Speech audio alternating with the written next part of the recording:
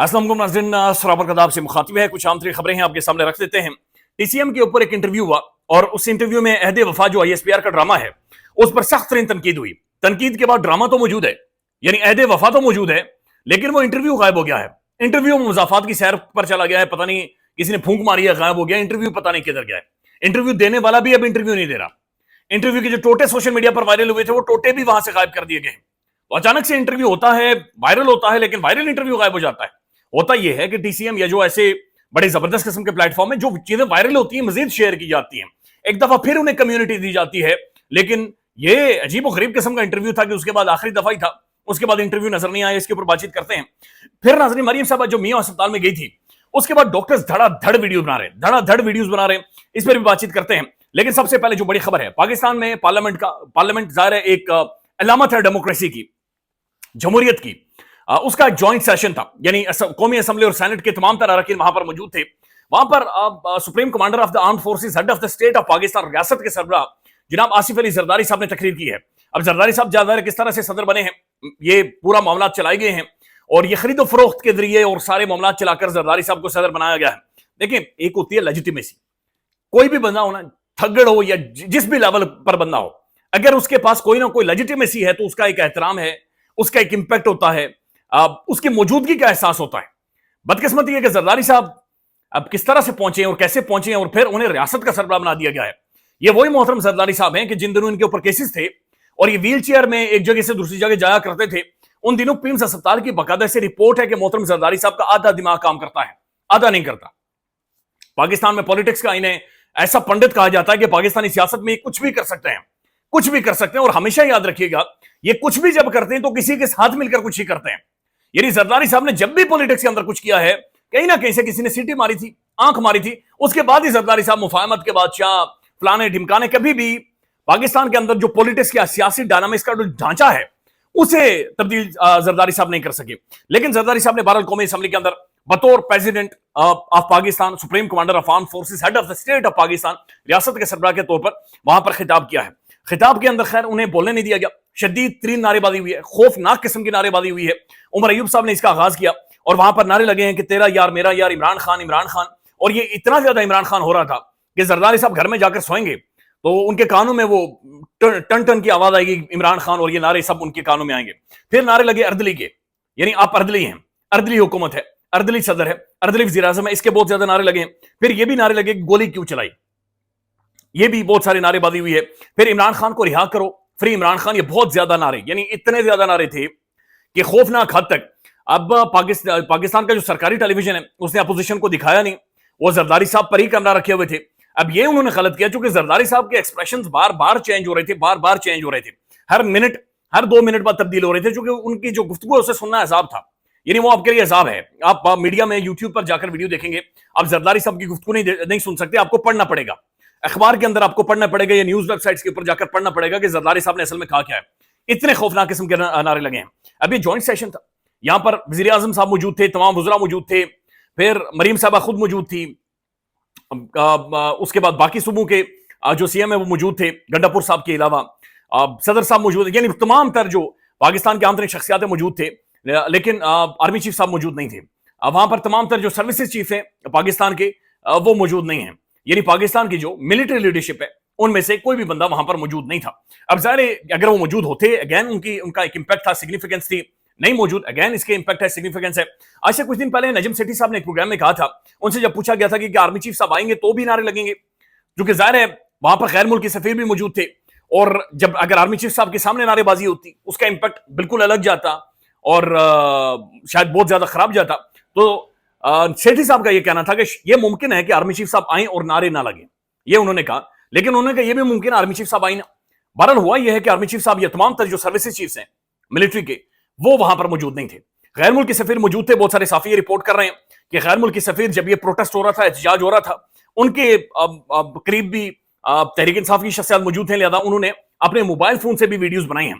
जाहिर है जो गैर मुल्की सफीर हैं वो बताएंगे, वो रिपोर्ट करते हैं, और दुनिया को हमसे ज्यादा पता है, दुनिया हमें जानती है, और हमें तो शायद आज जाकर पता चला है गुज़श्ता 5-10 सालों में, लेकिन दुनिया हमें जड़ों से जानती है, 1947 से जानती है। बिल्कुल हमें हमारी जड़ों तक दुनिया पहुंची हुई, उसे सब कुछ पता है पाकिस्तान के अंदर क्या हो रहा है और क्या नहीं हो रहा। लेकिन बहरहाल जो बड़ी खबर वहां से बनी है कि सर्विसेज चीफ मौजूद नहीं है, फिर जो गैर मुल्की सफीर थे उन्होंने बाकायदे से मोबाइल फोन से वीडियोस वगैरह बनाई हैं और खौफनाक और शदीद तरीन नारेबाजी हुई है। और पाकिस्तान का जो सरकारी टेलीविजन था उसने जरदारी साहब के अलावा किसी को भी नहीं दिखाया, सिर्फ जरदारी साहब पर फोकस रखा और जरदारी साहब का जो चेहरे का रंग था बदल रहा था, तब्दील हो रहा था और बड़ी मुश्किल से उन्होंने तकरीर की है। समझ नहीं आई जरदारी साहब अंग्रेजी में क्यों तकरीर कर रहे थे, जिस मुल्क की जुबान उर्दू है, जिस मुल्क के अंदर सबसे ज्यादा बोली जाने वाली समझी जाने वाली जुबान उर्दू है। मेरे जैसा बंदा भी जो सिर्फ उर्दू ही समझता है, तो फिर जरदारी साहब अगर हमारे सदर थे तो पता नहीं अंग्रेजी में किसको सुनवा रहे थे। लेकिन बहरहाल गैर मुल्की अगर डेलीगेशन मौजूद थे तो यह तकादा था कि इंग्लिश में तकरीर की जाती। अब नाज़रीन गोली क्यों चलाई, इसके भी शदीद वहां पर नारे लगे हैं। अब जो शख्सियत मौजूद नहीं थी, एक तो मिलिट्री लीडरशिप मौजूद नहीं थी, गंडापुर साहब भी मौजूद नहीं थे। अगेन पाकिस्तान के एक स्ट्रेटेजिकली सबसे इंपॉर्टेंट और सबसे आंतरिक सूबे के सरबराह गंडापुर साहब वहां पर मौजूद नहीं है, मियां नवाज शरीफ साहब भी मौजूद नहीं थे। तो ये बड़ी अहम तीन और इंपैक्टफुल पर्सनैलिटीज ये वहां पर मौजूद नहीं थी। अब नाज़रीन एक ज़ाहिर इंटरव्यू हुआ है, ये अदील अफसाल साहब का हुआ है और ये टीसीएम के ऊपर हुआ है, जहां पर उन्होंने ऐदे वफा जो ड्रामा है ISPR साहब का, उसके ऊपर उन्होंने उसकी क्रिटिकल एनालिसिस की है। यानी इसके अंदर कोई बदतमीजी नहीं थी, बदतहजीबी इसके अंदर मौजूद नहीं थी, बल्कि उन्होंने अपनी एनालिसिस इसके ऊपर पेश की है कि वो इस ड्रामे के बारे में क्या समझते हैं। मैं कोशिश करता हूं अगर इंटरनेट चलता है मैं आपको सुनाऊं उनका छोटा सा क्लिप, चूंकि ये अब आपको सोशल मीडिया पर नहीं मिलेगा, लेकिन अगर ये चल जाता है, चूंकि पाकिस्तान में ट्विटर इस वक्त बिल्कुल भी नहीं चल रहा और ये बड़ा एक अजाब बना हुआ है। सुन लें। जो नैरेटिव लेके चलते हैं ना, जब आप कहते हैं कि हम कौम को समझाएं, उसका लेवल थोड़ा बढ़ाएं। किसी पढ़े लिखे आदमी के साथ, किसी पढ़े लिखे आर्टिस्ट के साथ जब आप रब्ता करेंगे ना, तो वो आपको एक्चुअली बताएगा कि किस तरीके से काम करना है। जब आप उसको खुद डिक्टेट करते हैं ना, तो फिर आप अहद वफा जैसा ड्रामा बनाते हैं। और अहद वफा ड्रामा में क्या था, 4 हीरो थे उसके, ठीक है जी, 4 रियासत के पिलर्स थे बेसिकली। अहद रजा मीर उसमें फौजी था, वो फौजी था, उसका बाप भी फौजी था, उसकी माँ डॉक्टर थी। उसका बाप एक ईमानदार फौजी था। अहद रजा मीर खुद एक बहुत सुलझा हुआ लड़का था, उसकी माँ बहुत अच्छी डॉक्टर थी, गरीबों का मुफ्त इलाज करती थी, उसकी बहन बहुत अच्छी डिसेंट प्यारी लड़की थी, उसका कुत्ता भी बड़ा क्यूट था। Okay. उस्मान खालिद भट्ट एक सियासतदान का बेटा था, उसका बाप एकदम बुद्धू सा आदमी था, उसका दादा एक फनी कैरेक्टर था, उसकी बीवी शदीद पेंडू थी और उस्मान खालिद भट्ट खुद एक नेगेटिव आदमी था जो अहद रजा मीर की गर्लफ्रेंड के भी पीछे था, जो बस पढ़ाई लिखाई भी नहीं करता था, चीटिंग भी करता था। तीसरा बंदा वहाज था जो जर्नलिस्ट था। Okay. उसकी बहन नर्स थी, उसने छुप के शादी की हुई थी और वो गली मोहल्ले का लड़का था, पहले पढ़ने करता था, बाद में वो साफी बन गया था। चौथा बंदा जो था वो अहमद अली अकबर था, जो बैंड मास्टर का बेटा होता है, वो एक ब्यूरोक्रेट बन जाता है। ठीक है, ये है आपका ड्रामा कि एक फौजी खुद भी अच्छा है, उसकी माँ भी अच्छी, उसका बाप भी अच्छा, उसकी बहन भी अच्छी, उसका कुत्ता भी अच्छा, और बाकी के जो 3 है उनका शजरा नसब भी ठीक नहीं, उनके घर वाले भी ठीक नहीं, उनकी जिंदगी भी ठीक नहीं, वो खुद भी ठीक नहीं। ये ड्रामा आप बनाएंगे, ये इन्वेस्टमेंट आप करेंगे, किनसे लिखवा रहे हो, किनसे बनवा रहे हो? अगेन इसमें मैं राइटर डायरेक्टर को दोष नहीं दूंगा क्योंकि मैं दोनों को जानता हूँ, ठीक है। जिसने बनवाया है ना, उसने डंडे के जोर पे ये कहानी लिखवाई है। हमारे पास शोएब मंसूर साहब का काम भी है, बहुत अच्छा काम है। जब आप किसी अच्छे आदमी से काम करवाएंगे। अच्छा, ये इंटरव्यू उसके बाद गायब हो गया है, ये टोटा भी वहां से गायब हो गया है। देखिए, जाती तौर पर ISPR हमारा इदारा है, तनकीद होनी चाहिए और हमें तनकीद बर्दाश्त करनी चाहिए। ऐसी क्रिटिकल तनकीद जिसमें बदतमीजी शामिल नहीं है, जिसमें आपने बहुत सारे सवाल उठाए हैं, ये होनी चाहिए, ये बेहतर होती है। इसके ऊपर देखा जाता है, सोचा जाता है, मुआशरों के अंदर एक डिबेट शुरू होती है। नोम चोमस्की सारी जिंदगी कैपिटलिज्म की धज्जियां उड़ाता रहा, बल्कि जसवंत सिंह की किताब है जिना, उसके अंदर गांधी की उसने धज्जियां उड़ाई। कल परसों मार्कंडे काटजू साहब ने इंडियन सुप्रीम कोर्ट के फॉर्मर जस्टिस मोहित पिरजादा साहब को इंटरव्यू दिया। उन्होंने कहा जनाब ये जो गांधी है ये एजेंट था अंग्रेजों का, गांधी जो माई बाप है उनका, उन्होंने कहा जनाब ये एजेंट था अंग्रेजों का। लिहाजा मुआशरों के अंदर क्रिटिसिज्म होता है, लोगों को बोलने दे, एक डिफरेंट किस्म का डायलॉग, एक आर्गुमेंट मुआशरे के अंदर पनपने दे। लेकिन बारह TCM जैसा मोतबर इदारा भी इस इंटरव्यू को कर ही नहीं कर सका, उन्होंने डिलीट कर दिया है। और इसका जो टोटा है वो भी ढूंढने के लिए आपको बड़ी कोशिश करनी पड़ती है, बड़ी मेहनत करनी पड़ती है। मैं तो खुद ड्रामे बिल्कुल नहीं देखता, पाकिस्तानी तो बिल्कुल नहीं, चूंकि ये तो ड्रामे जारी हैं। अहद वफा मैंने देखा नहीं था, लेकिन मैंने इनसे सुना है।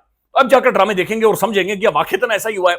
यानी जहां पर आपने उस ड्रामे के अंदर एक फौजी को दिखाया, उसका अब्बा भी जेंटलमैन, उसकी अम्मी ब्रिलियंट, मुफ्त इलाज कर रही है, उसका कुत्ता जबरदस्त चोर आता है, भूंकता है, नहीं तो रोटियां शोटियां कोई नहीं तोड़ता।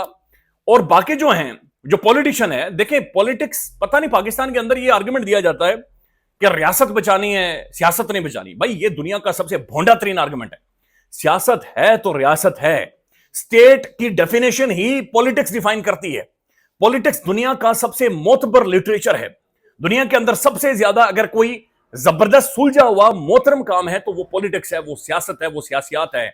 जिसने दुनिया को शऊर और अकल दी है वो सियासियात है, पॉलिटिक्स है। दुनिया के जो सबसे बड़े मुफक्कर हैं, सोचने वाली शख्सियात हैं, वो पॉलिटिक्स करती रही हैं, सियासत करती रही हैं। रियासत नहीं है विदाउट सियासत, सियासत ही है जो रियासत को, स्टेट को रियासत बनाती है, सियासत ही कॉन्स्टिट्यूशन आइन बनाती है। लेकिन बहरहाल पाकिस्तान के अंदर जी उल्टी गंगा बहती है। नाज़रीन, मरीम साहबा मियां अस्पताल में गई और वहां पर जाकर उन्होंने जिस तरह डॉक्टर को निकाला है, देखिए अगेन आई विल रिपीट, ये तीसरी दफा मैं इसके ऊपर बात कर रहा हूं और ये जरूरी है। हमारे सरकारी अस्पतालों के अंदर जो डॉक्टर्स हैं ये कसाई बने हुए हैं, कसम खुदा की इनका जो रवैया है खौफनाक हद तक खतरनाक है। ये बिल्कुल ऐसे लोगों को ट्रीट करते हैं जैसे खुदा ना खास्ता ये कोई बिल्कुल यानी हक समझते हैं कि लोगों को लितर मारे ये। लेकिन मरीम साहबा का क्या जो रवैया था, क्या ये इस तरह से होना चाहिए था? इसके ऊपर अब डॉक्टर्स वीडियोस बना रहे हैं। डॉक्टर खजानफर और मुख्तलिफ जो लोग हैं, आज हमने उनका बाकायदा इंटरव्यू भी कोशिश की है। एक डॉक्टर साहब ने इसके ऊपर वीडियो बनाई है और उसके बाद उनके ऊपर बाकायदे से पर्चा कर लिया गया है कि आप सोशल मीडिया पर आकर बातचीत क्यों कर रहे हैं, आपने मरीम साहबा के हवाले से सख्त अल्फाज क्यों इस्तेमाल किए हैं। और बाकी जो डॉक्टर्स हैं वो कह रहे हैं कि जनाब जिन डॉक्टर साहब की आपने डिसरेस्पेक्ट की है, मियां अस्पताल के एमएस की, ये हजारों तालिब इल्म के उस्ताद हैं, लोग उन्हें आइडियल समझते हैं, एक जनरेशन उन्हें आइडियलाइज कर रही है, उनकी मेहनत है। फिर वो इस्तीफा दे चुके थे, फिर मियां अस्पताल में 2 और हलाकतें हो गई हैं कि चूंकि वहां पर जो इक्विपमेंट है, दवाइयां हैं, गोलियां हैं, वहां का जो पूरा सेटअप है वो भी फंक्शनल नहीं है। यानी गवर्नमेंट की जानिब से उतना रेवेन्यू ही नहीं उस अस्पताल को दिया जा रहा जितनी उसकी रिक्वायरमेंट है। तो ये चीज अब बार बार इसके ऊपर रिएक्शन आ रहा है, डॉक्टर्स बार बार बातचीत कर रहे हैं और पूरी डॉक्टर जो फ्रेटर्निटी है ये इसे अपनी इंसल्ट तस्वर कर रही है।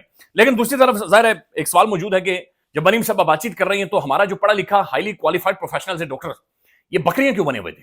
यानी बकरियों की तरह इन्होंने सर नीचे किया हुआ और देख रहे थे सिर्फ। यानी कम से कम ऐसा तो नहीं हो सकता ना कि आप मरीम साहबा से बात ही ना कर सकें।